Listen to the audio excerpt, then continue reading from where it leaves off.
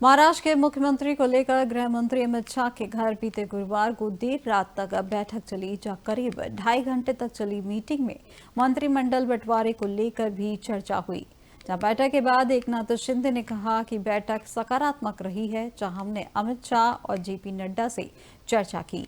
यह पहली बैठक थी जहां महायुति की एक और बैठक मुंबई में होगी, जहां उसमें सीएम पर फैसला होगा।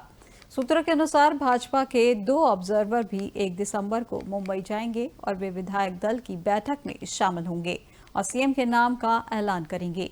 हालांकि बीजेपी मराठा नेताओं पर भी विचार कर रही है, जहां बैठक के बाद अजीत पवार और फडणवीस मुंबई रवाना हो गए हैं, जबकि शिंदे अपने बेटे श्रीकांत के घर पहुंचे और सांसदों के साथ बैठक की। देर रात वे भी मुंबई लौट गए, जहां महायुति नेताओं की बैठक से पहले शाह और शिंदे ने करीब आधे घंटे तक अकेले में चर्चा की।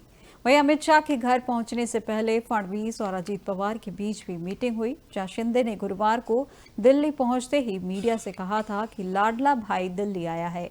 वे इससे पहले कह चुके हैं कि भाजपा के वरिष्ठ नेता जो फैसला लेंगे उसका समर्थन करूंगा।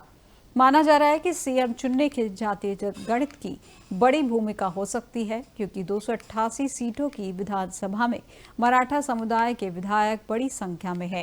वहीं देवेंद्र फडणवीस ब्राह्मण हैं। ऐसे में भाजपा नेतृत्व सीएम के लिए कुछ मराठा नेताओं पर भी विचार कर रहा है। हालांकि सूत्रों की माने तो अगर आरएसएस ने दबाव बढ़ाया तो फडणवीस के सीएम बनने की संभावना ज्यादा है। वहीं कार्यवाहक मुख्यमंत्री एकनाथ शिंदे पहले ही स्पष्ट कर चुके हैं कि उन्होंने पीएम नरेंद्र मोदी और केंद्रीय गृह मंत्री अमित शाह से कहा है कि वे सीएम पद के लिए भाजपा की पसंद का पालन करेंगे।